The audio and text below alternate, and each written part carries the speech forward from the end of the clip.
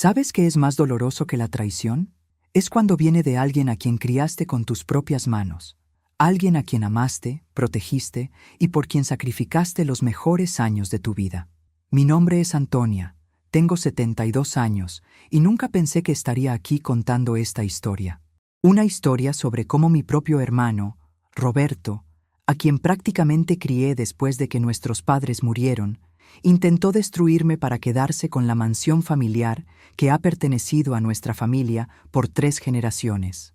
Cuando nuestros padres fallecieron en un accidente, Roberto tenía apenas 12 años y yo, 25.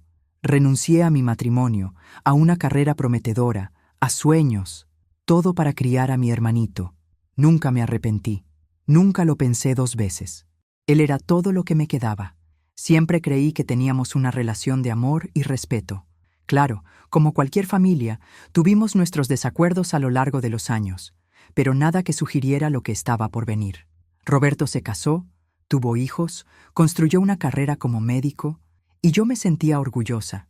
Pensaba que había hecho un buen trabajo, hasta aquella noche, hace 2 meses. Era una noche común. Estaba en mi habitación, en el segundo piso de la mansión que heredamos de nuestros padres, la misma casa donde creamos recuerdos, donde Roberto dio sus primeros pasos, donde celebramos cada logro. La ventana estaba entreabierta y voces vinieron del jardín. Roberto estaba abajo con su esposa, Lucía. «Esta vieja tiene que desaparecer de una vez», fue su voz, clara como el cristal en la noche silenciosa. «Mientras Antonia esté viva, no podemos vender esta casa. ¿Y sabes cuánto vale este terreno ahora? Millones. Podríamos jubilarnos, viajar por el mundo. Pero Roberto», la voz de Lucía sonó vacilante, «Antonia te crió, sacrificó todo por ti, y ahora está vieja, confundida, cada vez más olvidadiza.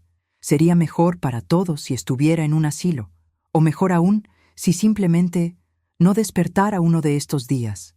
En ese momento, algo dentro de mí murió. La confianza, el amor incondicional que tenía por mi hermano, todo se transformó en cenizas. Pero algo más nació en su lugar, un instinto de supervivencia que no sabía que poseía.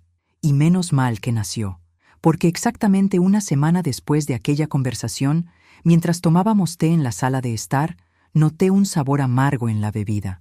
Fingí beber, pero vertí discretamente el líquido en una maceta cuando Roberto se dio la vuelta. Al día siguiente, la planta estaba muerta. Fue solo el comienzo. 3 días después, 2 hombres aparecieron en mi puerta con uniformes de una clínica psiquiátrica.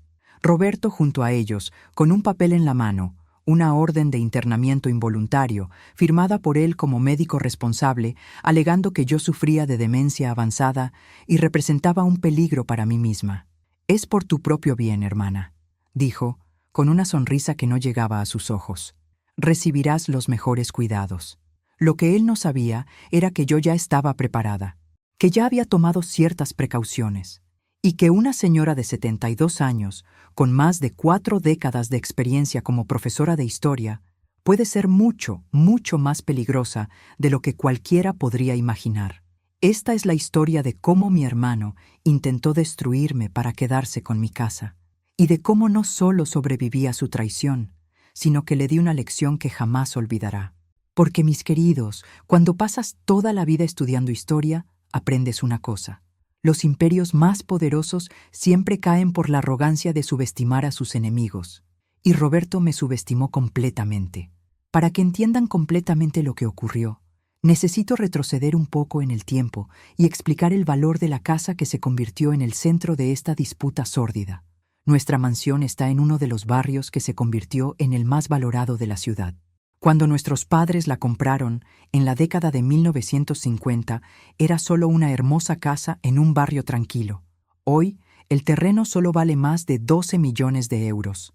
La casa en sí, una construcción de estilo neoclásico con 6 dormitorios, biblioteca, salón de fiestas y un jardín de 2.000 metros cuadrados, es considerada patrimonio histórico de la ciudad. Nuestros padres dejaron la casa para nosotros 2, con una condición específica en el testamento. No podría ser vendida mientras uno de nosotros aún viviera y quisiera habitar en ella. La idea era preservar el legado familiar, mantener el lugar donde crecimos como un punto de encuentro para las generaciones futuras. Siempre honré ese deseo. Nunca me casé, nunca tuve hijos. La mansión y Roberto eran mi familia. Dediqué mi vida a la preservación de este patrimonio, usando mi salario como profesora universitaria para mantenerla impecable, incluso cuando los costos de mantenimiento se volvieron exorbitantes. Roberto, por otro lado, siempre vio la casa como un activo financiero. Desde joven, hablaba sobre modernizar, reformar, aprovechar el potencial comercial del inmueble. Cuando se convirtió en médico y comenzó a prosperar, compró una casa propia en una urbanización cerrada, pero nunca dejó de visitar la mansión regularmente. Después de todo, era copropietario. En los últimos 5 años, tras mi jubilación, noté un cambio en su actitud. Las visitas se hicieron más frecuentes. Comenzó a traer amigos que, descubrí después, eran promotores inmobiliarios e inversores. Hacían preguntas sobre la estructura de la casa, medían espacios disimuladamente, comentaban sobre el desperdicio de mantener una propiedad tan grande para una sola persona. «Podrías vender, Antonia», Roberto sugería constantemente. «Comprar un apartamento más pequeño, más fácil de cuidar. Imagina el dinero que te quedaría para disfrutar tus años dorados». Siempre rechazaba educadamente. La casa no era solo un inmueble, era mi historia, mis recuerdos, el lugar donde dediqué mi vida a criar a mi hermano. Entonces comenzaron los incidentes. Primero, pequeños objetos de valor sentimental comenzaron a desaparecer. La colección de relojes de nuestro padre, las joyas de nuestra madre, fotografías antiguas. Cuando mencionaba las desapariciones a Roberto, fruncía el ceño con preocupación exagerada. «¿Estás segura de que no los guardaste en otro lugar, Antonia? Últimamente he notado que andas un poco olvidadiza». Después fueron los documentos, papeles importantes relacionados con la casa, escrituras, recibos de impuestos, el propio testamento de nuestros padres, comenzaron a desaparecer de mi despacho. Cuando confronté a Roberto, sugirió que tal vez estaba confundiendo las cosas. La edad avanza para todos nosotros, hermana. No hay vergüenza en admitir que la memoria ya no es la misma. Yo sabía perfectamente dónde había guardado cada artículo. Sabía que no estaba confundida ni olvidadiza. Pero Roberto era médico, respetado en la comunidad, mientras yo era solo una señora mayor. ¿Quién me creería a mí contra él? Fue cuando empecé a tomar precauciones. Instalé discretamente cámaras de seguridad en puntos estratégicos de la casa. Hice copias de todos los documentos importantes y los guardé con mi antigua colega de universidad, Elena, que se convirtió en abogada. Comencé a llevar un diario detallado, registrando cada conversación, cada incidente, cada comportamiento sospechoso. Y entonces vino aquella noche fatídica en el jardín, cuando escuché a mi propio hermano deseando mi muerte. El shock inicial dio paso a una claridad que no sentía desde hacía años. Todas las piezas encajaron, los objetos desaparecidos, los documentos perdidos, las insinuaciones sobre mi memoria. Roberto me estaba desestabilizando sistemáticamente, creando un historial de confusión mental que podría usar contra mí. La mañana siguiente a aquella conversación, llamé a Elena. «Necesito tu consejo profesional», dije, manteniendo la voz tranquila a pesar del torbellino interno. «Creo que mi hermano está planeando internarme a la fuerza para tomar la casa familiar». Elena, siempre práctica, no desperdició tiempo con consuelos inútiles. «¿Tienes pruebas?» «Aún no, pero las conseguiré». «Perfecto. Mientras tanto, tomemos medidas preventivas. Primero, una evaluación médica independiente con los mejores geriatras y neurólogos de la ciudad. Segundo, una revisión del testamento de tus padres, buscando cláusulas adicionales de protección. Tercero, documentación de todas tus facultades mentales. No queremos darle a Roberto ninguna oportunidad legal». Siguiendo el consejo de Elena, concerté citas con 3 especialistas diferentes. Todos llegaron a la misma conclusión. Estaba en pleno control de mis facultades mentales, sin ningún signo de demencia o deterioro cognitivo significativo. Armada con informes médicos y el apoyo legal de Elena, comencé a monitorear cada movimiento de Roberto. Las cámaras que instalé lo captaron revisando mis armarios, fotografiando documentos, incluso manipulando mis medicamentos para la presión. Fue en ese periodo que también descubrí el motivo de la súbita urgencia de Roberto. Un gran grupo hotelero estaba interesado en el terreno de la mansión. Ofrecían 15 millones por la propiedad, con planes de demoler la casa histórica y construir un hotel boutique de lujo. Roberto ya había iniciado negociaciones preliminares, sin mi conocimiento o consentimiento.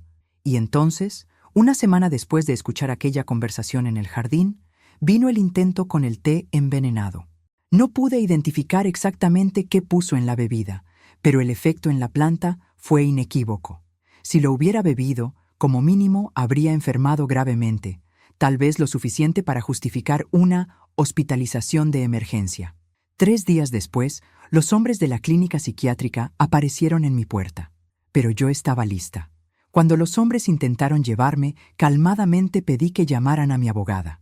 Elena respondió al primer timbre. Estaba esperando la llamada. «Ustedes están a punto de cometer un delito», informó por altavoz. «Tengo en mis manos informes médicos recientes de 3 especialistas certificando la plena capacidad mental de la señora Antonia. Tengo también grabaciones que prueban el intento de envenenamiento». La expresión en el rostro de Roberto no tenía precio. Una mezcla de shock, ira y, finalmente, miedo. Los hombres de la clínica retrocedieron, pero mi hermano no se rendiría tan fácilmente. Sabía que esto era solo el principio. En ese momento, mientras observaba a Roberto saliendo furioso de mi casa, me hice una promesa. Él aprendería que subestimar a una vieja profesora de historia podría ser el mayor error de su vida. Pero no imaginaba que, a la mañana siguiente, encontraría algo en mi buzón que cambiaría completamente las reglas del juego. Ahora cuéntame, ¿desde dónde estás viendo este video? ¿Has pasado por algo parecido con alguien de tu familia? Deja un comentario abajo. Me encantará conocer tu opinión sobre esta historia. Tras el intento frustrado de internamiento, pasé una noche inquieta. Sabía que Roberto no se rendiría fácilmente, no con millones en juego y su orgullo herido. Tan pronto como salió el sol, hice mi rutina matutina y fui a revisar la correspondencia, como siempre hacía. Entre las facturas y folletos había un sobre marrón sin remitente. Dentro encontré fotografías antiguas de nuestra familia, algunas que habían desaparecido semanas antes, y una nota manuscrita. «No todos están de su lado. Busca el proyecto Aurora». La caligrafía era de Lucía, esposa de Roberto. Aquello me sorprendió. Lucía siempre pareció sumisa a su marido, raramente expresando opiniones contrarias a las de él. Que me estuviera ayudando secretamente era algo que jamás habría esperado. Llamé inmediatamente a Elena. «Necesitamos descubrir qué es este proyecto Aurora», dije, tras relatar el descubrimiento. «Déjamelo a mí. Mientras tanto, tengo novedades sobre aquella cláusula del testamento que mencioné. Si Roberto intenta forzar la venta contra tu voluntad, realmente pierde su parte. Pero hay más. Su parte sería íntegramente transferida a ti. Eso significa que...» «Exactamente. Si probamos que está intentando forzar la venta, sea a través del internamiento fraudulento o del envenenamiento, la casa se convertiría en 100% tuya». Esta revelación cambió completamente mi estrategia. No necesitaba solo defenderme, necesitaba documentar meticulosamente cada intento de Roberto de forzarme a salir de la casa. Elena envió a su asistente, Marcos, un ex policía que ahora trabajaba como investigador privado, para instalar equipos de vigilancia adicionales en la mansión. Cámaras discretas, grabadoras de alta sensibilidad, incluso un dispositivo que alertaría automáticamente a la policía si mis signos vitales indicaban emergencia médica. «Usted está transformando su casa en una fortaleza», comentó Marcos mientras instalaba una cámara minúscula dentro de una lámpara antigua. «Cuando vives con un enemigo dentro de la familia, tu casa ya no es un hogar, es un campo de batalla», respondí. 2 días después, Elena descubrió qué era el Proyecto Aurora. Era el nombre código que el grupo hotelero usaba para la adquisición sigilosa de nuestra propiedad. Los documentos que consiguió revelaban algo impactante. Roberto no solo estaba negociando la venta, sino que había falsificado mi firma en documentos preliminares, alegando mi consentimiento. Más grave aún, el proyecto incluía un bono especial para Roberto si la transacción se concluía hasta fin de año. un ático en el propio hotel que sería construido, valorado en 2 millones de euros. Esto es fraude documentado, dijo Elena, triunfante. Tenemos pruebas suficientes para un proceso criminal. Todavía no, respondí. Quiero que revele completamente sus cartas antes de mostrar las nuestras. Como si atendiera mi pedido, Roberto apareció esa misma tarde. Vino solo, con una expresión conciliadora que conocía bien. Era la misma que usaba cuando niño, después de romper algo valioso. Antonia, vine a pedir disculpas por el malentendido del otro día, dijo, sentándose en la sala de estar. Noté que eligió a propósito el sillón que no estaba en el ángulo de ninguna de las cámaras visibles. Esos hombres, fue un terrible equívoco. Solo estaba preocupado por tu salud. Claro, Roberto, preocupado lo suficiente para intentar internarme a la fuerza. No lo entiendes. He observado señales preocupantes, olvidos, confusiones. Como médico, no puedo ignorar esto. Mantuve mi expresión neutral, aunque por dentro estaba hirviendo de rabia. ¿Y el té envenenado? ¿También fue preocupación médica? Él parpadeó, momentáneamente desestabilizado, pero se recuperó rápido. ¿Té envenenado? Antonia, eso sí es preocupante. Estás teniendo delirios paranoicos. La planta muerta al día siguiente no estaría de acuerdo, si pudiera hablar. Roberto cambió de táctica, inclinándose hacia adelante con expresión seria. Mira, no vine aquí para discutir. Vine con una propuesta. Sé que amas esta casa, pero se está convirtiendo en una carga para ti. El mantenimiento, los costes, la seguridad. ¿Por qué no consideramos vender? Podrías comprar un bonito apartamento cerca de la playa, como siempre soñaste, y aún te quedaría dinero para vivir cómodamente el resto de tu vida. ¿Y tú te quedarías con cuánto de tu comisión secreta del grupo hotelero? ¿2 millones en forma de un ático en el futuro hotel? El shock en su rostro no tuvo precio. Por un instante, vi al niño que había criado, vulnerable, pillado en una mentira, pero enseguida la máscara del médico respetable volvió a su lugar. No sé de qué hablas, solo estoy pensando en tu bienestar. Como siempre has pensado, ¿no? Desde que empezaste a robar las joyas de mamá, los relojes de papá, hasta falsificar mi firma en documentos para el proyecto Aurora. Roberto se levantó abruptamente, su rostro rojo de furia. «¡Estás loca! ¡Completamente loca! Esto solo prueba lo que yo estaba diciendo. Lo tengo todo documentado, Roberto. Cada movimiento tuyo dentro de esta casa, cada documento falsificado, incluso tu conversación en el jardín con Lucía, cuando dijiste que yo debería simplemente no despertar un día de estos». Palideció, finalmente percibiendo la extensión de la situación, que yo no era la vieja indefensa que él imaginaba. «Esto no ha terminado, Antonia», dijo, dirigiéndose a la puerta. «No tienes idea de lo que has comenzado. Por el contrario, hermano, sé exactamente lo que he comenzado. La cuestión es, ¿estás preparado para lo que viene después?» Después de que Roberto se fue, recibí otra llamada de Elena. Su voz estaba tensa, urgente. «Antonia, acabo de descubrir algo alarmante sobre el médico que firmó tu orden de internamiento. No es solo un colega de Roberto, es un inversor en el proyecto Aurora. Y hay más. Encontramos evidencias de que 3 ancianos que vivían en propiedades adquiridas por el mismo grupo hotelero fueron internados en circunstancias sospechosas en los últimos 2 años, todos con el mismo diagnóstico: demencia senil con episodios psicóticos. Un escalofrío recorrió mi espina dorsal. Esto no era solo sobre nuestra casa familiar o la codicia de Roberto. Era algo mucho mayor, mucho más siniestro. Elena, creo que hemos descubierto un esquema sistemático. Sí, y lo peor, 2 de esos ancianos murieron menos de 3 meses después del internamiento. El tercero aún está vivo, pero completamente sedado en una clínica en las afueras de la ciudad. En ese momento comprendí que estaba enfrentando algo mucho más peligroso de lo que imaginaba, y que mi venganza no sería solo por mí, sería por todos aquellos ancianos que no pudieron defenderse. Lo que no sabía era que, esa misma noche, recibiría una visita inesperada que cambiaría completamente el rumbo de nuestra batalla. Poco después de la medianoche, oí golpes suaves en mi puerta. Con el corazón acelerado, verifiqué el monitor conectado a las cámaras exteriores. Era Lucía, sola, mirando nerviosamente por encima de sus hombros. Abrí la puerta con cautela, manteniendo la cadena de seguridad en su lugar. Necesito hablar contigo, susurró. Es sobre Roberto y sobre otros ancianos.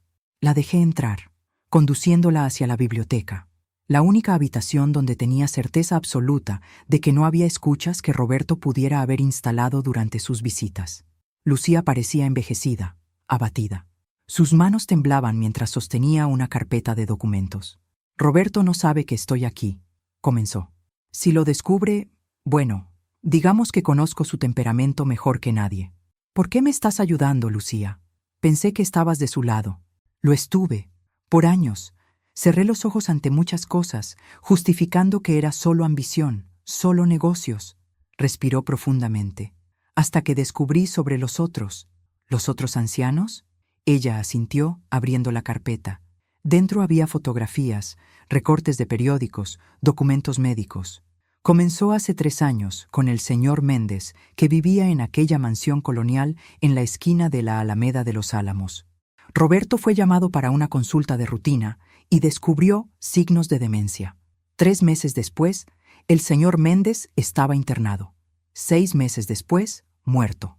La propiedad fue vendida al Grupo Fénix. Lucía mostró otros casos. Doña Carmen, cuyo terreno a la orilla del mar ahora albergaba un resort. Señor Oliveira, cuya finca histórica se transformó en una urbanización de lujo. Todos seguían el mismo patrón: diagnóstico de demencia por Roberto, internamiento involuntario, muerte en circunstancias nebulosas, venta de la propiedad. Al principio creí que era coincidencia, continuó Lucía. Después comencé a notar los patrones, los regalos caros que llegaban tras cada venta, los viajes internacionales que ganábamos misteriosamente, el dinero extra apareciendo en nuestras cuentas. ¿Por qué decidiste ayudarme ahora? Lucía vaciló, sus ojos humedecidos. Mi madre fue diagnosticada con Alzheimer el mes pasado. Verdadero Alzheimer, no esta farsa que Roberto fabrica. Verla perdiendo memorias, confundida. Me di cuenta de que estaba ayudando a infligir esto artificialmente en personas inocentes, incluyéndote a ti, que siempre me trataste con amabilidad, incluso cuando no lo merecía. Me entregó un pequeño dispositivo USB. Aquí está todo. Emails entre Roberto y los ejecutivos del Grupo Fénix, registros de pagos, documentos médicos falsificados, incluso grabaciones de algunas conversaciones. Lo guarda todo en una caja fuerte en su despacho, cree que están seguros allí. Conseguí hacer copias cuando estaba en un congreso médico. Esto es... vacilé, asimilando la gravedad de la situación. Evidencia de múltiples delitos: fraude, falsificación, posible homicidio imprudente, si no doloso. Lucía se secó una lágrima. Sé que probablemente seré implicada también. Estoy preparada para eso. Solo quiero que esto pare. ¿Por qué no fuiste directamente a la policía? ¿Quién me creería contra Roberto? Él es un médico respetado, tiene conexiones por todas partes. Necesitaba a alguien con motivación y recursos para enfrentarlo. Alguien como tú. Antes de que pudiéramos continuar, mi móvil vibró. Una alerta del sistema de seguridad. Alguien se estaba acercando a la casa. Corrimos hacia el monitor de seguridad. Era Roberto, y no estaba solo. Con él, 2 hombres corpulentos que no usaban uniformes de clínica alguna. Parecían más mercenarios. Dios mío, susurró Lucía, palideciendo. Aquel de chaqueta oscura es Marcelo. Roberto lo contrató para resolver problemas en el pasado. Es peligroso, Antonia. Rápidamente, accioné el botón de pánico que Marcos había instalado. Una alerta silenciosa que sería enviada simultáneamente a Elena, Marcos y la policía. ¿Cuánto tiempo hasta que llegue ayuda? 10 minutos, tal vez más. No tenemos tanto tiempo. Lucía tenía razón. En el monitor, vimos a Roberto entregando lo que parecía ser una llave a los hombres. Probablemente una copia de la llave de la mansión. Se dirigían hacia la entrada trasera. Sígueme, dije, guiando a Lucía hacia mi habitación.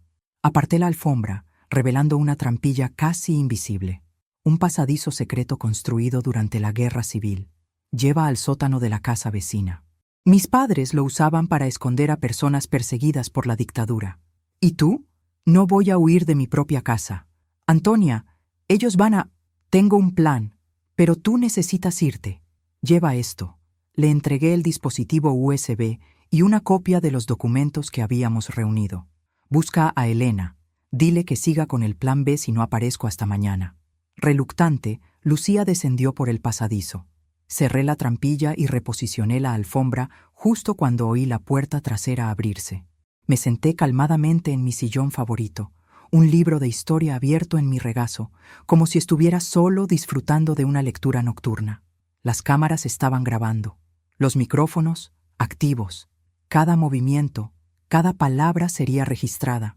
Roberto entró en la sala primero, seguido por los dos hombres. Su expresión oscilaba entre sorpresa e irritación al verme tan compuesta. «Antonia», dijo, forzando una sonrisa. «Disculpa la visita tardía. Las visitas son siempre bienvenidas, Roberto, incluso aquellas no anunciadas, en medio de la noche, con acompañantes tan interesantes. Estos son colegas míos. Estamos preocupados por tu seguridad. Ha habido un aumento de robos en el barrio». «¿Qué consideración?». Mantuve mi voz tranquila, aunque mi corazón latía acelerado. «¿Y vinieron a verificar mi seguridad a las, déjame ver, 2 de la madrugada? ¿Sin llamar antes?». Roberto hizo un gesto sutil a los hombres, que comenzaron a posicionarse estratégicamente por la sala, uno bloqueando la puerta principal, otro acercándose lentamente a mí. «En realidad, Antonia, estamos aquí porque recibí resultados alarmantes de tus últimos exámenes. Indican un cuadro agudo de demencia vascular con riesgo de episodios psicóticos. Necesitamos llevarte a un hospital inmediatamente». «¡Qué interesante!», especialmente porque no me hice ningún examen recientemente. «Te lo hiciste, pero no lo recuerdas. Eso es parte del cuadro». El hombre más cercano, Marcelo, presumiblemente, dio otro paso en mi dirección. Noté un pequeño objeto en su mano, una jeringa. «Antes de que intenten drogarme y secuestrarme», dije calmadamente, «deberían saber 2 cosas. Primero, cada centímetro de esta sala está siendo grabado, con transmisión directa a mi abogada y la policía». Roberto palideció, pero rápidamente se recuperó. «Otra prueba de tu estado paranoico, hermana». «Segundo», continué, como si él no hubiera hablado, «acabo de tener una conversación muy esclarecedora con tu esposa sobre el proyecto Aurora y los otros ancianos que ayudasteis a desaparecer». Esto lo golpeó como un impacto físico. Roberto trastabilló, su rostro pasando del blanco al rojo. «Estás fanfarroneando. Lucía jamás. Los documentos ya están seguros, hermano. Las grabaciones de tus reuniones con el Grupo Fénix, los registros de pagos, todo». Roberto se volvió furiosamente hacia sus cómplices. «¡Agárrenla! ¡Ahora!». Marcelo avanzó con la jeringa, pero en ese instante, sirenas sonaron afuera, acercándose rápidamente. «Parece que nuestros invitados han llegado», comenté, aún sentada tranquilamente. Roberto corrió hacia la ventana, viendo las luces de la policía acercándose. Su rostro se contorsionó en una máscara de odio puro. «Esto no ha terminado, Antonia». «Oh, por el contrario», respondí, levantándome finalmente. «Esto está apenas comenzando». Mientras las sirenas se aproximaban, Roberto y sus cómplices vacilaron, atrapados entre avanzar contra mí o huir. Fue cuando la puerta principal se abrió violentamente y Marcos entró, arma en mano, seguido por 2 policías. «¡Todos quietos!», gritó uno de los oficiales. Roberto, acorralado, hizo lo único que podía. Intentó una última jugada desesperada. «Oficiales, esta señora está sufriendo de demencia severa. Como su médico, puedo...». «Como su médico», interrumpió una voz femenina mientras Elena entraba en la sala. «¿Puede explicar por qué falsificó exámenes médicos e intentó secuestrarla en medio de la noche?». La mirada que Roberto me lanzó mientras los policías lo esposaban contenía tanto odio que casi retrocedí. Pero entonces algo inesperado ocurrió. Su mirada cambió, sustituyendo la furia por una sonrisa fría y calculadora. «¿Crees que has ganado, verdad?», susurró cuando pasó junto a mí. «Pero no sabes lo que has desencadenado. No tienes idea de quién está realmente detrás de todo esto». Aquellas palabras enviaron un escalofrío por mi espina dorsal. ¿Qué quería decir Roberto? ¿Quién más estaría involucrado en este esquema horrendo? Mientras los policías se llevaban a Roberto y sus cómplices, Elena se acercó. «Conseguimos las pruebas que necesitábamos», dijo triunfante. «Pasará un buen tiempo en prisión». Asentí distraídamente, las últimas palabras de Roberto resonando en mi mente. «Elena», pregunté finalmente, ¿Has oído hablar del Grupo Fénix antes de todo esto? Solo lo que Lucía nos contó. ¿Por qué? Porque tengo la sensación de que esta historia no termina con Roberto, y que el verdadero enemigo aún está en las sombras, observando. Aquella noche, incluso con Roberto preso y mi casa nuevamente segura, no pude dormir. Una pregunta persistía. Si Roberto era solo una pieza en el tablero, ¿quién era el verdadero jugador? ¿Y qué pasaría cuando esa persona decidiera rebelarse? La respuesta vendría antes de lo que imaginaba, en forma de una propuesta inesperada que llegaría a la mañana siguiente. A la mañana siguiente del arresto de Roberto, desperté con el teléfono sonando insistentemente. Era Elena, su voz mezclando urgencia y triunfo. «Antonia, no vas a creer esto. Acabo de saber que el presidente del Grupo Fénix está intentando acallar todo. Ofrecieron un acuerdo a Roberto. Si mantiene silencio sobre los involucrados de alto nivel, garantizarían su defensa legal y una pensión generosa para Lucía. ¿Aceptó? Aparentemente sí, pero eso no importa, porque tenemos las pruebas que Lucía nos proporcionó. Lo que me preocupa es la desesperación de ellos. Personas poderosas, cuando están acorraladas, se vuelven extremadamente peligrosas. Apenas había colgado cuando sonó el timbre. En el monitor de seguridad vi a un hombre de traje impecable, portando un maletín ejecutivo de cuero legítimo. Su coche, una limusina negra, esperaba junto a la puerta. Con cautela activé el interfono. ¿Quién es? Eduardo Méndez, presidente del Grupo Fénix. Me gustaría hablar con usted, doña Antonia. Mi primer instinto fue rechazar, pero me di cuenta de que esta era una oportunidad única. El depredador había salido de las sombras, viniendo directamente a mi puerta. Decidí recibirlo, no sin antes activar discretamente el sistema de grabación y enviar un mensaje rápido a Elena. Eduardo Méndez era la personificación del poder corporativo. Impecablemente vestido, cabello canoso bien recortado, sonrisa practicada que nunca alcanzaba sus ojos fríos y calculadores. Aceptó el té que ofrecí con falsa cordialidad. «Doña Antonia, vine personalmente porque las situaciones delicadas exigen comunicación directa, sin intermediarios. Situaciones como el intento de su socio de drogarme e internarme a la fuerza». Su sonrisa vaciló brevemente. Hubo un lamentable malentendido con su hermano. El Grupo Fénix repudia vehementemente cualquier acción ilegal o antiética.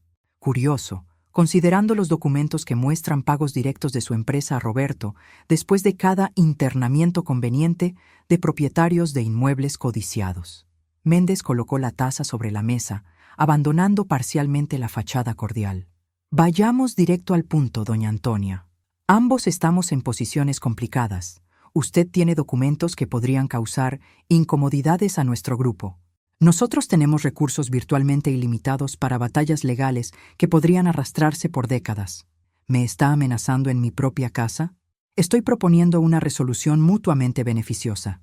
10 millones de euros por la propiedad, más que el valor de mercado. Adicionalmente, un apartamento de lujo en la playa, completamente amueblado y con gastos pagados vitaliciamente. A cambio, los documentos en su posesión serían olvidados. ¿Y los otros ancianos que ustedes perjudicaron? ¿Las familias que fueron engañadas?» Hizo un gesto desdeñoso. «Compensaciones adecuadas podrían ser arregladas discrecionalmente, claro. Discrecionalmente», repetí lentamente, «para que nadie jamás sepa la verdad». «Exactamente. Todos salen satisfechos, sin daños a la reputación de nadie». Miré largamente a aquel hombre, tan seguro de su poder, tan convencido de que todo podía resolverse con dinero. Personas como Eduardo Méndez operaban así por décadas, destruyendo vidas, manipulando el sistema, siempre escapando de las consecuencias. «Señor Méndez, tengo una contrapropuesta». Se inclinó, interesado. «Estoy escuchando. Todas las pruebas que tengo contra ustedes serán entregadas simultáneamente a la Policía Nacional, a la prensa y al Ministerio Fiscal hoy mismo. Su imperio de corrupción y explotación de ancianos será expuesto en cada detalle sórdido». El rostro de Méndez se endureció. «Está cometiendo un grave error». «No, el error fue suyo, al pensar que podría comprarme como hizo con mi hermano. Al creer que pondría mi comodidad personal por encima de la justicia para otras víctimas. al subestimar a una señora mayor que dedicó su vida a enseñar historia, especialmente la parte sobre cómo caen los tiranos y explotadores. Él se levantó abruptamente. Esto no quedará así. Oh, estoy segura de que no. Pero antes de hacer cualquier amenaza, debería saber que esta conversación está siendo transmitida en vivo a mi abogada y grabada como evidencia adicional. Cada palabra suya confirma exactamente lo que sospechábamos sobre la participación directa del alto mando de su empresa. Méndez palideció, finalmente percibiendo la trampa en la que había caído. Su visita, que pretendía intimidar y sobornar, se había convertido en la pieza final del rompecabezas de evidencias contra él y su grupo. «Usted no tiene idea de las fuerzas con las que está jugando», dijo, dirigiéndose a la puerta. «Por el contrario, señor Méndez, usted es quien no tenía idea de con quién estaba jugando. Tras su salida, llamé inmediatamente a Elena. ¿Recibiste todo?» «Cada palabra», confirmó ella, excitación en su voz. «Antonia, esto es oro puro, una confesión virtualmente explícita del presidente de la empresa. Con esto y los documentos de Lucía, tenemos un caso prácticamente indestructible. Entonces es hora de implementar nuestro plan». El plan había sido elaborado la noche anterior, tras el arresto de Roberto. No sería solo un proceso judicial contra individuos aislados, sino una campaña coordinada para exponer todo el esquema criminal. Primero, Elena activaría simultáneamente el Ministerio Fiscal, la Policía Nacional y la Inspección Sanitaria, presentando evidencias sobre los internamientos forzosos y sospechas de homicidio. Segundo, yo concedería una entrevista exclusiva a una periodista investigativa que conocía desde hace años, una exalumna que se había convertido en una de las reporteras más respetadas del país. La historia completa, los intentos de Roberto, la conspiración del Grupo Fénix, los otros ancianos victimizados. Tercero, y quizás más importante, crearíamos una asociación para identificar a otras víctimas y ofrecer apoyo jurídico. Usaríamos parte de mi propio dinero para financiar investigaciones adicionales y procesos judiciales. «Es arriesgado», había alertado Elena. «Personas como Méndez tienen conexiones en todos los niveles, políticos, jueces, policías. Por eso mismo necesitamos hacer que esto sea demasiado grande para ser ignorado o silenciado», respondí. «Un escándalo tan público que ninguna conexión podría acallarlo». Y fue exactamente lo que hicimos. La misma tarde, tras la visita de Méndez, la tormenta comenzó. Los titulares explotaron en todos los medios de comunicación. Grupo inmobiliario de lujo involucrado en esquema de internamientos forzados de ancianos. Médico renombrado arrestado por falsificar informes psiquiátricos bajo órdenes de promotora. Mi entrevista, transmitida en horario de máxima audiencia, provocó una ola de indignación nacional. El teléfono que Elena había dedicado exclusivamente para denuncias no paraba de sonar. Otras víctimas, empleados arrepentidos del Grupo Fénix, médicos que sospechaban del esquema pero temían denunciar. En apenas 48 horas, las acciones del Grupo Fénix se desplomaron un 70%. Inversores retiraban su apoyo, socios comerciales cancelaban contratos, políticos antes amistosos ahora se distanciaban públicamente. El imperio que Eduardo Méndez había construido a lo largo de décadas comenzaba a desmoronarse, pero la verdadera venganza, para mí, no estaba en la destrucción del Grupo Fénix o en el arresto preventivo de Méndez, decretado una semana después. Estaba en los rostros de las familias de las víctimas anteriores, cuando finalmente descubrieron la verdad sobre sus seres queridos. Estaba en la legislación más estricta para protección de ancianos que comenzaba a ser discutida en el Parlamento, apodada por la prensa como Ley Antonia. Roberto, tras recuperarse de la sobredosis, aceptó colaborar plenamente con las autoridades a cambio de reducción de pena. No volvimos a hablarnos. Algunas traiciones son irreparables. Un mes después del arresto de Roberto, recibí una carta suya desde la prisión. Sus palabras aún me persiguen. «Has ganado, Antonia. Destruiste todo lo que construí, pero debes saber que, incluso ahora, no me arrepiento. Si tuviera otra oportunidad, haría todo igual, porque en el fondo somos iguales, dispuestos a hacer cualquier cosa por lo que queremos. La diferencia es que tú te escondes tras una fachada de justicia, mientras yo siempre fui honesto sobre mi ambición. Aquella carta me hizo cuestionar. ¿Será que, en mi búsqueda de justicia, me había vuelto tan implacable como aquellos que combatía? ¿Será que mi venganza había consumido parte de mi humanidad? Estas preguntas me acompañaban mientras caminaba por los pasillos del primer centro de apoyo a ancianos víctimas de abuso financiero, fundado con el dinero de la indemnización que recibí del Grupo Fénix. Un lugar donde otras personas en mi situación podrían encontrar ayuda antes de que fuera demasiado tarde. Fue allí, ayudando a una señora de 80 años a entender sus derechos legales, donde encontré mi respuesta. Y también fue allí donde recibí una llamada inesperada que me haría percibir que nuestra lucha estaba apenas comenzando. La llamada vino de un número desconocido, 3 meses después del inicio del escándalo del Grupo Fénix. «¿Doña Antonia?» La voz masculina era vacilante, casi susurrante. «Mi nombre es Ricardo Alves. Trabajaba como contador para el Grupo Fénix. Hay cosas que necesita saber, cosas que van más allá de Eduardo Méndez y su hermano». Concerté un encuentro reservado en el despacho de Elena, con todas las precauciones de seguridad. Ricardo Alves era un hombre de mediana edad, ojos nerviosos constantemente verificando la puerta, dedos tamborileando en la mesa. «Trabajé casi 10 años gestionando cuentas subsidiarias del Grupo Fénix», comenzó, tras aceptar un vaso de agua con manos temblorosas. «Fui responsable de crear empresas pantalla, triangulaciones financieras, todo para ocultar ciertas transacciones». «¿Qué tipo de transacciones?», preguntó Elena, grabadora discretamente encendida. Al principio parecía apenas planificación tributaria agresiva. Después me di cuenta de que estaba ayudando a blanquear dinero de origen dudoso. Cuando el escándalo estalló, destruí algunos documentos por miedo, pero guardé copias digitales. Por seguridad. Ricardo sacó un pendrive del bolsillo interno de la chaqueta.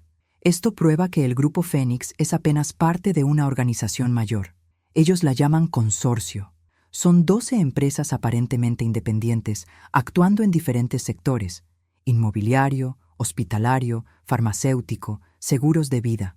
¿Y todas participan en ese esquema contra ancianos?», pregunté, sintiendo un nudo en el estómago. «Es más sofisticado de lo que imaginamos inicialmente. El Grupo Fénix es apenas el brazo inmobiliario. Existe una clínica psiquiátrica, La Mente Serena, que recibe a los ancianos internados. Una aseguradora, La Vida Plena, que rápidamente liquida los seguros cuando los ancianos fallecen prematuramente. Una farmacéutica, La Nueva Era, que proporciona medicamentos específicos para las clínicas. Un sistema completo», murmuró Elena, horrorizada. «Y esto funciona desde hace al menos 15 años», continuó Ricardo. «Calculamos más de 70 víctimas, propiedades valoradas en cientos de millones. Estudiamos los documentos proporcionados por Ricardo durante días. Revelaban una operación meticulosamente organizada, con protocolos específicos para identificar objetivos, ancianos solitarios con propiedades valiosas, mecanismos para aislar a las víctimas de sus familias y amigos, y una red de médicos, enfermeros y administradores corruptos. «Esto es mucho mayor de lo que imaginábamos», le dije a Elena. «No estamos lidiando apenas con una empresa corrupta, sino con un sistema criminal institucionalizado». «¿Qué hacemos ahora? ¿La misma estrategia de antes?», negué con la cabeza. «No, esta vez necesitamos ser más estratégicos. Si atacamos frontalmente, enterrarán evidencias, sacrificarán peones como hicieron con Roberto y continuarán operando en las sombras». Elaboramos un plan más sofisticado que llamamos Operación Fénix. Una ironía intencional. En vez de exponer todo de una vez, trabajaríamos discretamente con un grupo selecto de fiscales, investigando cada empresa del consorcio separadamente. Ricardo accedió a convertirse en colaborador oficial, proporcionando testimonio detallado a cambio de inmunidad. Elena reclutó a otros 3 abogados especializados en diferentes áreas: criminal, administrativa y tributaria. Mientras tanto, continué desarrollando el centro de apoyo a ancianos, que ahora se expandía a 3 unidades en diferentes ciudades. Cada nuevo caso que llegaba potencialmente nos proporcionaba más evidencias, más conexiones para mapear la extensión del consorcio. 2 meses después, recibí una llamada de Lucía. «Antonia, Necesito contarte algo. Recibí una visita de un hombre llamado Víctor Meireles. Se presentó como abogado de Roberto, pero dijo cosas extrañas. ¿Qué tipo de cosas? Sugirió que si yo reconsideraba mi testimonio, alegando presión psicológica en ese momento, Roberto podría recibir libertad condicional pronto. Mencionó una compensación generosa por mi memoria renovada. ¿Intentó sobornarte explícitamente? Fue cuidadoso con las palabras, pero el mensaje era claro. Lo que me asustó fue cuando mencionó detalles de mi rutina diaria, horarios en que salgo a caminar, lugares que frecuento. Lo sentí como una amenaza velada. Inmediatamente reforzamos la seguridad alrededor de Lucía, instalando cámaras y contratando protección discreta. También solicitamos medidas protectoras judiciales, identificando a Víctor Meireles como una amenaza potencial. La investigación sobre Meireles reveló conexiones con la alta administración de la clínica psiquiátrica Mente Serena, parte del consorcio. Él no era solo un abogado, sino un solucionador de problemas para la organización. Mientras profundizábamos, descubrimos algo aún más perturbador.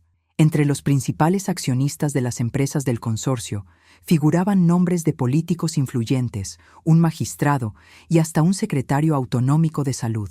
Estamos jugando con gente poderosa, alertó Elena. Personas que pueden interferir en la investigación, presionar a fiscales, bloquear órdenes judiciales. Por eso necesitamos construir un caso blindado, respondí, y asegurar que la opinión pública esté de nuestro lado. Paralelamente a la investigación oficial, comenzamos a reunir a familiares de las víctimas identificadas. Creamos un grupo de apoyo que rápidamente se transformó en una asociación formal. Guardianes de la Memoria. Cada historia personal, cada testimonio fortalecía nuestra causa y llamaba la atención de los medios. La primera victoria significativa vino cuando conseguimos una orden de registro en la clínica Mente Serena. Los registros médicos incautados revelaron patrones alarmantes: medicación excesiva, restricciones físicas injustificadas, deterioro súbito de pacientes anteriormente estables. Más importante, encontramos correspondencias entre la administración de la clínica y representantes del Grupo Fénix, discutiendo clientes VIP, referencia codificada a los ancianos que deberían recibir cuidados especiales. La operación comenzó a desmoronar el consorcio pieza por pieza. Cada nueva revelación llevaba a más arrestos, más incautaciones, más colaboradores surgiendo con información adicional, hasta que, en una mañana de jueves, recibí una llamada urgente de Marcos, el investigador que trabajaba con nosotros. Doña Antonia, acabo de recibir información de una fuente dentro de la penitenciaría. Roberto fue encontrado inconsciente en la celda. Aparentemente, una sobredosis de medicamentos. Está vivo, pero en estado crítico. Lo extraño es que no tenía acceso a esos medicamentos. Alguien se los proporcionó, deliberadamente. ¿Intento de silenciarlo? Posiblemente. Y hay más. En las últimas semanas venía escribiendo algo como un diario o confesión completa. Los guardias dicen que escribía compulsivamente, en todo tiempo libre. ¿Dónde está ese documento ahora? Desapareció de la celda tras el incidente. Aquella noticia confirmaba nuestras sospechas. El consorcio estaba eliminando cabos sueltos, borrando rastros. Roberto, que conocía detalles operativos importantes, se había convertido en un riesgo ahora que el esquema estaba siendo expuesto. Intensificamos la seguridad alrededor de todos los involucrados en la investigación. Lucía fue trasladada a un lugar no divulgado bajo protección policial. Ricardo, nuestro contador informante, aceptó entrar en el programa de protección a testigos. Aquella noche, revisando los documentos en mi biblioteca, con Marcos montando guardia afuera, percibí un patrón en los registros financieros que Ricardo había proporcionado. Todos los pagos importantes, las mayores transferencias, convergían en una cuenta offshore vinculada a una empresa llamada Kronos Investments. Elena, llamé inmediatamente. Necesitamos descubrir quién está detrás de Kronos Investments. Tengo la corazonada de que encontraremos al verdadero jefe del consorcio. Ya estamos investigando, pero estas estructuras offshore están diseñadas para ocultar a los beneficiarios reales. Puede llevar semanas. Poco sabía yo que la respuesta llegaría mucho antes, de una forma que jamás podría prever. A la mañana siguiente, mi timbre sonó. En el monitor de seguridad vi un rostro que no esperaba. Julio Mendonza, mi antiguo colega de la universidad, ahora secretario autonómico de Cultura. Antonia, mi vieja amiga, dijo cuando lo invité a entrar. Necesitamos hablar sobre el consorcio, sobre Cronos Investments y sobre lo que ocurrirá si continúas en este camino. Su sonrisa amigable no combinaba con el tono amenazador. Y fue en ese momento que me di cuenta. La conspiración era aún más amplia, llegando a círculos que jamás hubiera imaginado. Personas que conocía desde décadas. Personas en las que confiaba. Julio, pregunté lentamente, ¿cuánto tiempo llevas formando parte de esto? Tiempo suficiente para saber que algunas batallas no pueden ser ganadas, querida, ni siquiera por alguien tan determinada como tú. El juego acababa de cambiar nuevamente, y esta vez el enemigo no estaba solo en las sombras. Estaba sentado en mi sala de estar, bebiendo mi té, usando la máscara de un viejo amigo. Julio, estoy grabando esta conversación, dije tranquilamente, indicando discretamente el broche en mi blusa, un regalo de Elena que funcionaba como micrófono. Cualquier amenaza que hagas será usada contra ti. Él rió, sin parecer preocupado. Antonia, siempre directa. No vine a amenazarte. Vine a ofrecerte una salida. ¿Una salida para qué, exactamente? Para esta situación imposible en la que te has metido. Julio cruzó las piernas cómodamente, como si estuviéramos teniendo una conversación casual sobre libros o política. Estás enfrentando una organización con raíces profundas en todas las esferas de poder. ¿Crees que desmantelar el Grupo Fénix fue una victoria? Fue apenas la punta del iceberg, y ahora el resto está en alerta máxima. Entonces confirmas la existencia del consorcio. Confirmo la existencia de un sistema. Un sistema necesario, debo añadir. ¿Necesario? No pude esconder mi indignación. ¿Explotar a ancianos vulnerables? ¿Forzar internamientos? ¿Provocar muertes prematuras? Julio suspiró como un profesor paciente, explicando algo obvio a un alumno lento. Mira, Antonia, esta ciudad está repleta de propiedades valiosas, atrapadas en manos improductivas.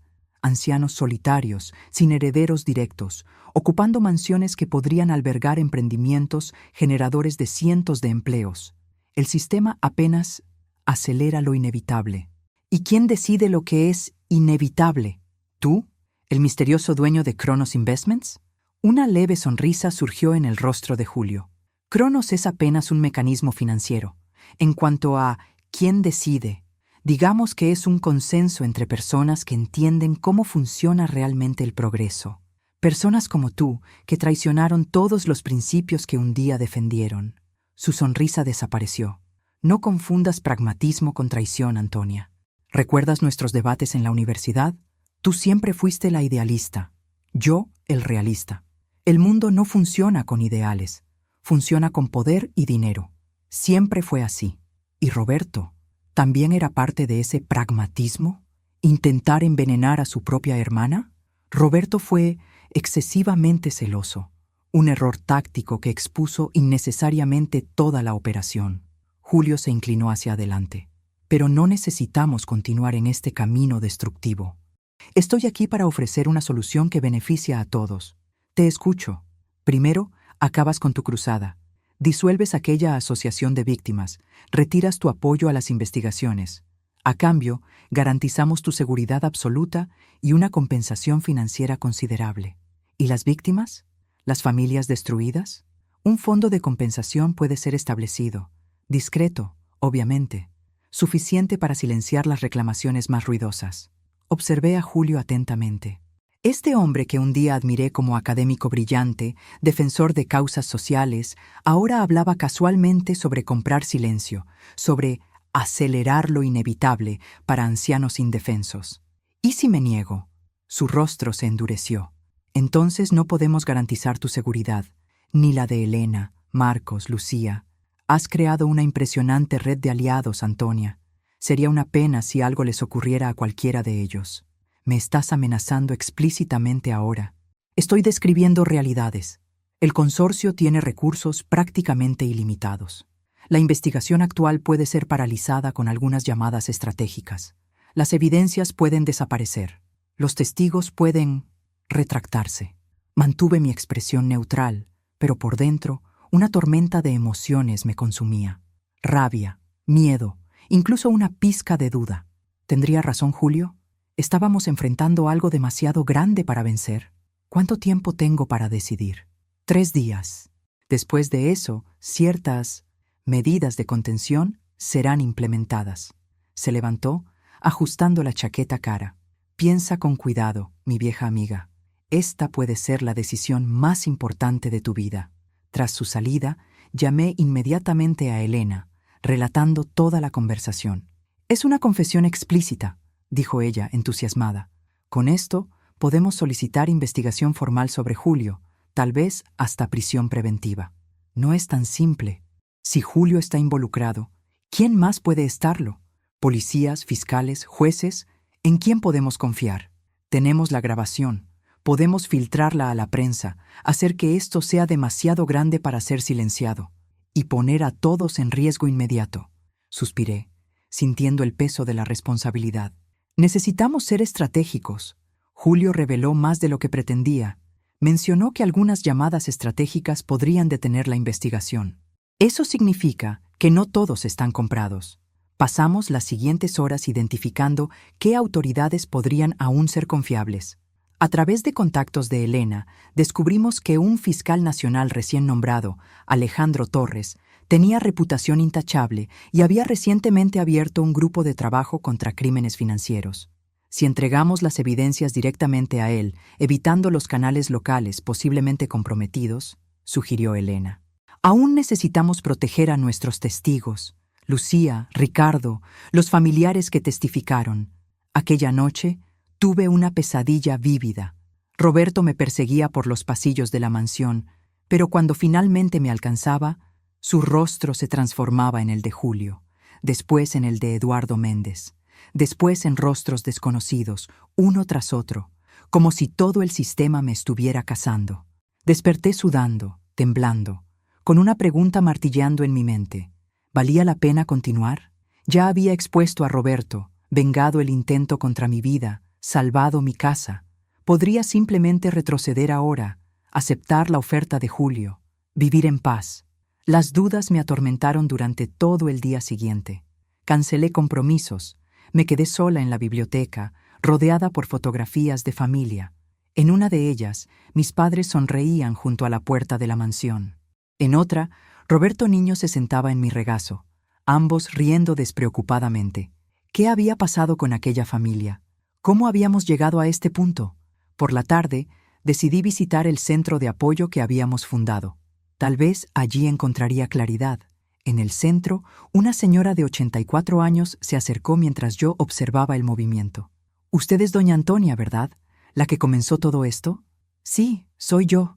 Sin aviso, ella tomó mis manos. «Necesito agradecerle. Mi hermano estaba en la clínica Mente Serena. Después de las denuncias, fui autorizada a visitarlo por primera vez en meses. Lo encontré dopado, atado a la cama. Gracias a su trabajo, conseguí transferirlo a un lugar digno. Lágrimas llenaron mis ojos. ¿Cómo está ahora? Mejorando cada día. Los médicos dicen que no hay señal de demencia. Solo estaba sedado constantemente». Apretó mis manos. «Usted salvó su vida. ¿Y a cuántos más?» En aquel momento, mi resolución volvió, más fuerte que nunca.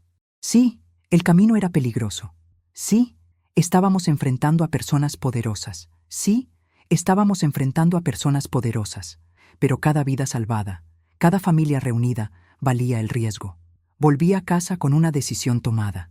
No negociaría con Julio. No retrocedería. Sin embargo, mientras entraba en casa, noté algo extraño. La puerta de la cocina estaba entreabierta, y yo estaba segura de haberla cerrado antes de salir. Cautelosamente, accioné el botón de alerta silenciosa en mi móvil, un sistema que Marcos había instalado que avisaría tanto a él como a la policía. En la sala de estar, encontré una carpeta sobre la mesa de centro. Dentro, fotografías. Elena saliendo del despacho, Marcos en su casa, Lucía en su escondite supuestamente secreto, y una nota simple. Último aviso. El mensaje era claro. Podían alcanzar a cualquiera, en cualquier momento. El tiempo se estaba agotando, y el próximo movimiento del consorcio podría ser fatal para alguien que yo amaba. Fue cuando me di cuenta. Enfrentar a enemigos tan poderosos exigiría más que coraje y determinación. Exigiría una estrategia que ellos jamás esperarían de una vieja profesora de historia. No esperé los 3 días que Julio había estipulado. A la mañana siguiente, tomé la iniciativa que nadie esperaba. Concerté un encuentro con él. «He pensado sobre tu propuesta», dije por teléfono, manteniendo la voz neutral. «Necesitamos discutir los detalles». «Sabia decisión, Antonia», respondió Julio, satisfacción evidente en su voz. «Podemos encontrarnos en el restaurante Belvedere, área VIP, privado, discreto». «No, en mi casa, donde todo comenzó». Antes de que pudiera protestar, añadí: «Es mi condición». Tras un breve silencio, accedió. «Esta noche, 20 horas. Vendré solo». Apenas colgué, activé el plan que Elena y yo habíamos elaborado durante la madrugada. Ya no confiábamos en los canales oficiales potencialmente comprometidos. En lugar de eso, recurrimos a lo que llamamos Operación Historiadora, una referencia a mi antigua profesión y a la estrategia de documentar todo meticulosamente. Primero, enviamos copias digitales encriptadas de todas nuestras evidencias a 5 periodistas de investigación diferentes, en medios de comunicación nacionales e internacionales. Las copias estaban programadas para abrirse automáticamente si no insertábamos una contraseña cada 24 horas, nuestro seguro de vida. Segundo, contactamos discretamente con el fiscal nacional Alejandro Torres, aquel con reputación intachable, solicitando una reunión urgente y confidencial. Tercero, transformamos mi casa en un elaborado sistema de grabación. Cada habitación, cada pasillo tenía micrófonos y cámaras ocultas, algunos visibles para que Julio los percibiera, otros completamente escondidos que él jamás sospecharía. A las 19 horas, 1 hora antes del encuentro marcado, Elena, Marcos y yo revisamos los últimos detalles. «¿Segura que no quieres que me quede escondido en la casa?», preguntó Marcos, preocupado. «No. Julio probablemente vendrá con seguridad que verificará el perímetro. Tú y Elena debéis estar lejos, pero preparados para actuar conforme al plan. ¿Y si no viene solo? ¿Si trae matones?». Elena aún parecía vacilante. «Mejor aún, más personas para incriminar». Sonreí, intentando parecer más confiada de lo que realmente estaba. Puntualmente a las 28, sonó el timbre. En el monitor de seguridad vi a Julio, solo, como prometió, aunque su chofer particular esperaba en el coche estacionado. Abrí la puerta y lo invité a entrar. Julio parecía relajado, confiado, incluso cordial, como si estuviéramos a punto de discutir un proyecto académico, no un esquema criminal. «¿Vino?», ofrecí, conduciéndolo a la biblioteca, la habitación que había elegido estratégicamente para nuestra conversación. «¿Por qué no? Un cabernet, si tienes». Mientras servía las copas, observé a Julio examinar discretamente el ambiente, probablemente buscando dispositivos de grabación. Su mirada se detuvo momentáneamente en la estatuilla de búho sobre la estantería, donde había un micrófono visible a propósito. «Entonces», comenzó él, tras un sorbo de vino, «has tomado la decisión sensata.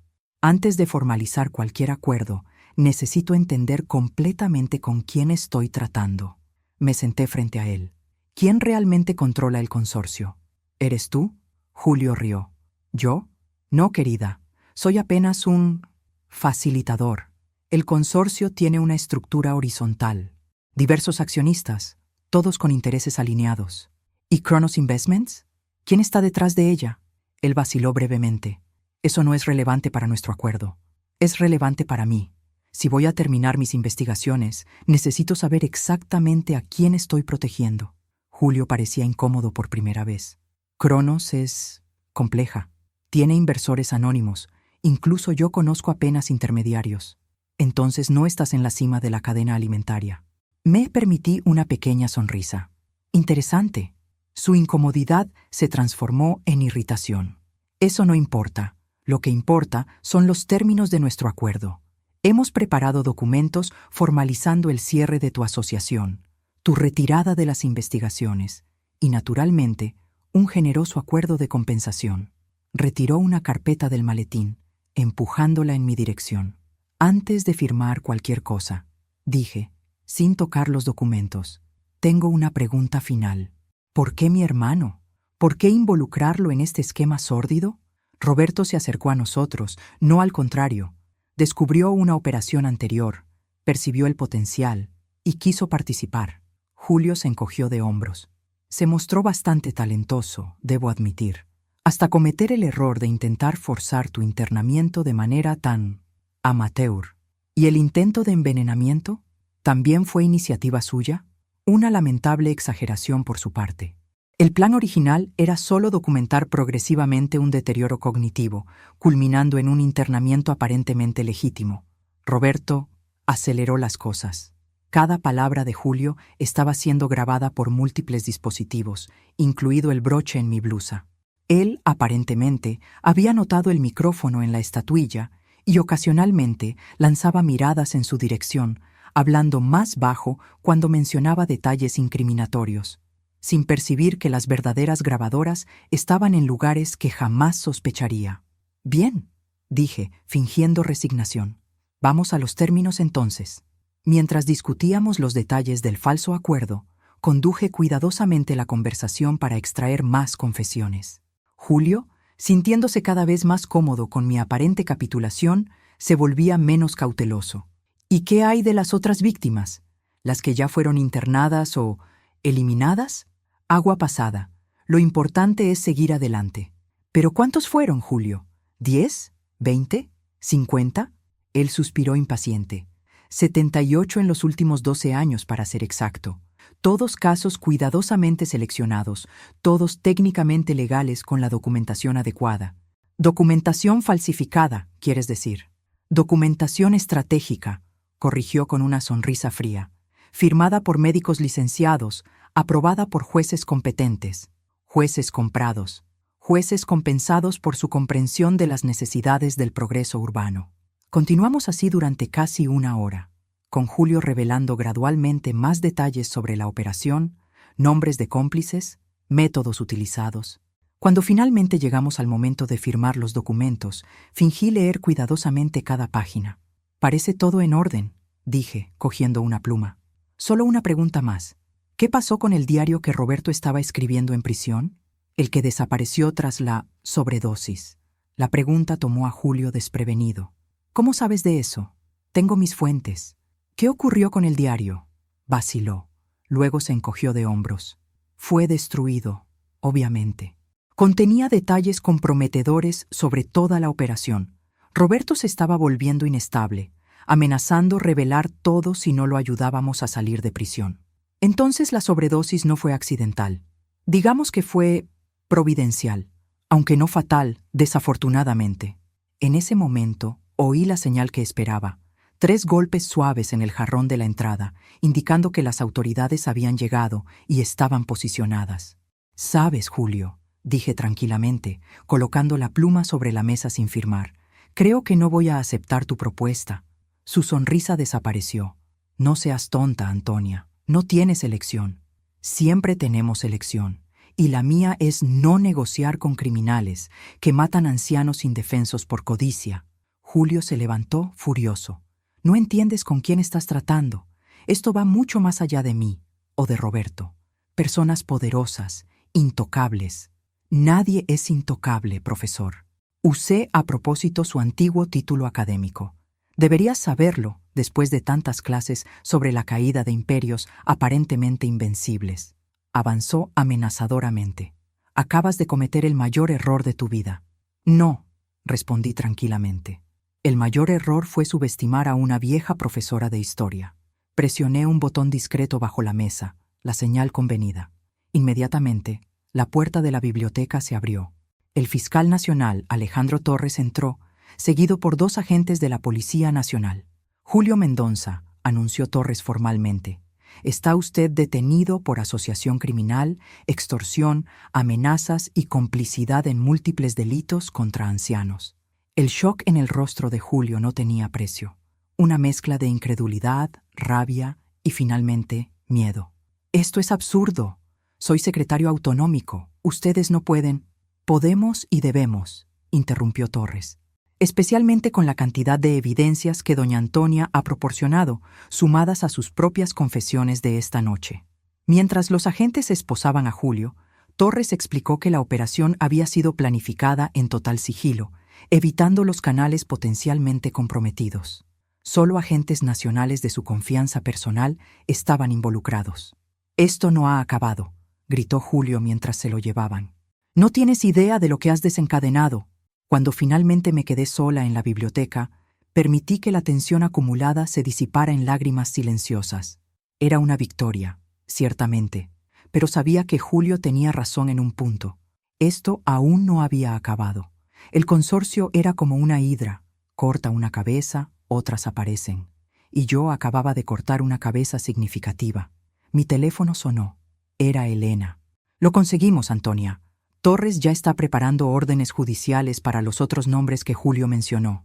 ¿Y Cronos Investments? ¿Conseguimos identificar quién está detrás?» «Aún no, pero Torres tiene autorización para cooperación internacional. Es cuestión de tiempo».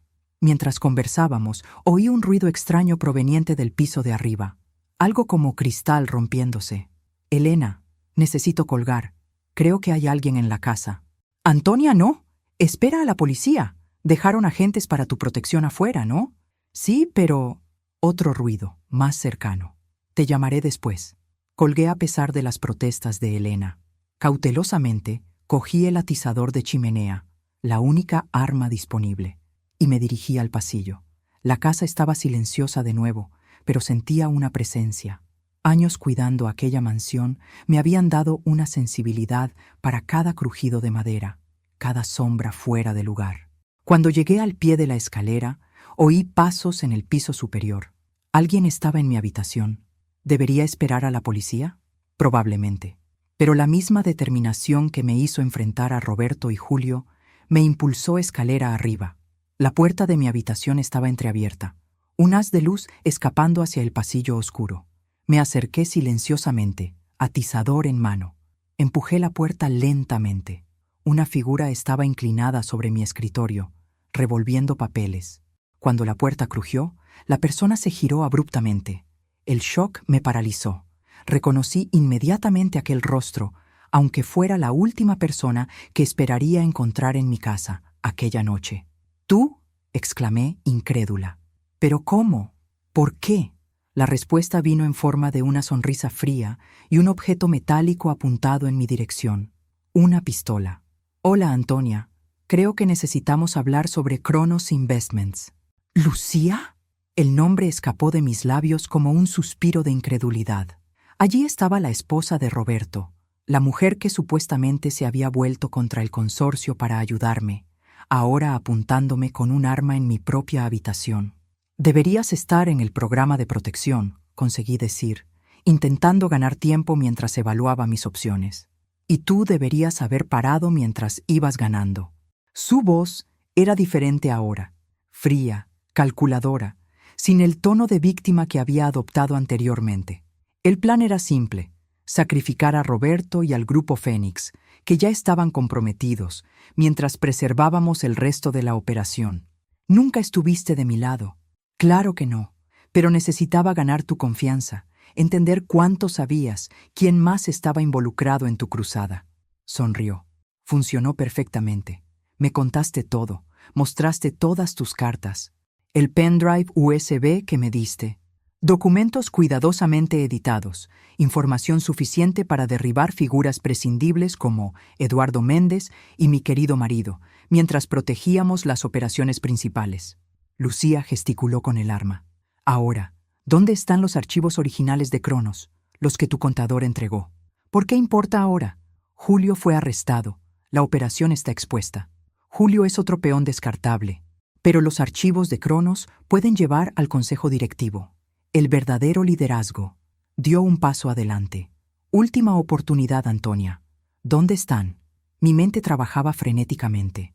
Los agentes nacionales estaban fuera de la casa, pero probablemente asumían que yo estaba segura tras el arresto de Julio. Elena sospecharía eventualmente, pero podría ser demasiado tarde. «En la caja fuerte», respondí finalmente, «detrás de aquel cuadro». Lucía miró brevemente hacia el cuadro en la pared, un retrato de mis padres. Fue el momento de distracción que necesitaba. Con un movimiento rápido, lancé el atizador en su dirección. No acerté a Lucía, pero la sorpresa fue suficiente para que disparara instintivamente, la bala pasando rozando mi brazo. El dolor fue agudo, pero la adrenalina me permitió ignorarlo mientras me lanzaba hacia la puerta. ¡Idiota!, gritó, preparándose para disparar nuevamente. En ese instante, sirenas sonaron afuera. Elena debió haber alertado a los agentes sobre mi llamada interrumpida. Lucía vaciló, dividida entre perseguirme y huir. Aproveché ese momento para agarrar un pesado jarrón de porcelana de una mesa cercana y arrojarlo con toda mi fuerza. Esta vez acerté. El jarrón golpeó a Lucía en la sien, haciéndola tambalearse. El arma cayó al suelo. Rápidamente, la pateé lejos antes de que pudiera recuperarla. Voces y pasos pesados sonaron en el piso inferior, los agentes entrando en la casa. ¡Aquí arriba!, grité, manteniendo los ojos en Lucía, que intentaba recomponerse. 2 agentes nacionales aparecieron en el pasillo, armas en mano. ¡Quieta! ¡Policía Nacional! Lucía, acorralada, levantó lentamente las manos. Su mirada de odio se fijó en mí. No vivirás para ver el final de esto, vieja. Te alcanzarán, no importa dónde te escondas. No, ¿quiénes son ellos, Lucía? ¿Quién controla Cronos? Sonrió, una sonrisa que me heló la sangre. Pregúntale a tu amigo Torres. Pregúntale por qué la investigación sobre Cronos siempre lleva a callejones sin salida. Los agentes la esposaron y leyeron sus derechos. Mientras se la llevaban, aquella última insinuación resonaba en mi mente. ¿Sería posible? ¿Torres también estaría involucrado? Tras prestar declaración y recibir atención para la herida superficial en el brazo, finalmente tuve una noche de descanso, con protección policial reforzada alrededor de la mansión. A la mañana siguiente, un análisis minucioso de los archivos de Cronos reveló algo alarmante. Transferencias periódicas a una cuenta offshore vinculada a un tal Proyecto Guardianes, y entre los beneficiarios listados en documentos cruzados encontramos el nombre de Alejandro Torres. «Esto no tiene sentido», dijo Elena confusa. Torres construyó una carrera combatiendo la corrupción. ¿Por qué se involucraría con el consorcio? Tal vez no esté involucrado, sugerí. Tal vez sea otra trampa, como los documentos que Lucía me proporcionó. Pero necesitábamos estar seguras. Con extrema cautela, investigamos a Torres a través de canales independientes. Y lo que descubrimos fue sorprendente. Alejandro Torres había liderado, años antes, un grupo de trabajo secreto investigando al propio consorcio. El Proyecto Guardianes no era parte del esquema criminal. Era una operación de contrainteligencia que había sido abruptamente cerrada por presiones políticas. Las transferencias no eran sobornos, sino un elaborado esquema de documentación para rastrear las actividades financieras del consorcio. Armadas con esta información, buscamos a Torres en sigilo absoluto. ¿Cómo descubrieron esto?, preguntó él, tras confirmar nuestras sospechas. De la misma forma que descubrimos el resto, respondí. Investigación metódica, conectando puntos que otros ignoraron. Torres suspiró pesadamente. Intenté desmantelar esta organización durante años. Estuve cerca una vez, pero digamos que recibí una visita similar a la que tuviste anoche, solo que mi familia estaba en casa también. Amenazaron a tu familia. Y retrocedí. Vergüenza y determinación se mezclaban en su mirada. Hasta ahora, ustedes abrieron una brecha que no podemos desperdiciar. En las semanas siguientes, una operación nacional sin precedentes fue desencadenada. Torres, ahora con autorización superior y protección adecuada, coordinó arrestos simultáneos en 5 provincias: jueces corruptos, médicos, administradores de clínicas, ejecutivos del sector inmobiliario. Uno por uno, los miembros del consorcio fueron capturados. La pieza final llegó 3 meses después: la identificación del consejo directivo de Cronos Investments. Para mi absoluta sorpresa, entre los principales accionistas estaba un nombre familiar: Víctor Almeida, primo lejano de Roberto y mío. Un hombre que apenas conocía, pero que aparentemente había orquestado gran parte del esquema. ¿Por qué?, pregunté cuando finalmente lo confronté en la sala de visitas de la Penitenciaría Nacional. ¿Por qué nuestra familia? Nada personal, prima, respondió con una sonrisa arrogante. Solo negocios. Roberto se me acercó hace años, necesitando dinero. Una cosa llevó a la otra. ¿Y todas aquellas vidas destruidas? Aquellos ancianos. Recursos subutilizados, ocupando propiedades valiosas. Se encogió de hombros, sin remordimiento. El mundo pertenece a quien tiene el valor de tomarlo. Salí de aquel encuentro sintiéndome extrañamente vacía. La venganza estaba completa, la justicia hecha, pero a un coste emocional inmenso. La traición se había extendido aún más profundamente en la familia de lo que imaginaba. 6 meses después del arresto de Julio, nuestro centro de apoyo se había expandido a 10 unidades en todo el país. El caso Consorcio, como se conoció, llevó a la aprobación de una legislación nacional específica para protección patrimonial y médica de ancianos, la Ley Antonia, como la bautizó la prensa. Roberto, tras recuperarse de la sobredosis, aceptó colaborar plenamente con las autoridades a cambio de reducción de pena. No volvimos a hablarnos. Algunas traiciones son irreparables. Un mes después del arresto de Roberto, recibí una carta suya desde la prisión. Sus palabras aún me persiguen. Has ganado, Antonia. Destruiste todo lo que construí. Pero debes saber que, incluso ahora, no me arrepiento. Si tuviera otra oportunidad, haría todo igual, porque en el fondo somos iguales, dispuestos a hacer cualquier cosa por lo que queremos.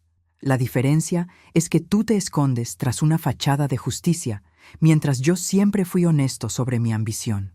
Aquella carta me hizo cuestionar. ¿Será que, en mi búsqueda de justicia, me había vuelto tan implacable como aquellos que combatía? ¿Será que mi venganza había consumido parte de mi humanidad? Estas preguntas me acompañaban mientras caminaba por los pasillos del primer centro de apoyo a ancianos víctimas de abuso financiero, fundado con el dinero de la indemnización que recibí del Grupo Fénix. Un lugar donde otras personas en mi situación podrían encontrar ayuda antes de que fuera demasiado tarde. Fue allí, ayudando a una señora de 80 años a entender sus derechos legales, donde encontré mi respuesta. Y también fue allí donde recibí una llamada inesperada que me haría percibir que nuestra lucha estaba apenas comenzando. Ahora cuéntame, ¿desde dónde estás viendo este video? ¿Has pasado por algo parecido con alguien de tu familia? Deja un comentario abajo. Me encantará conocer tu opinión sobre esta historia.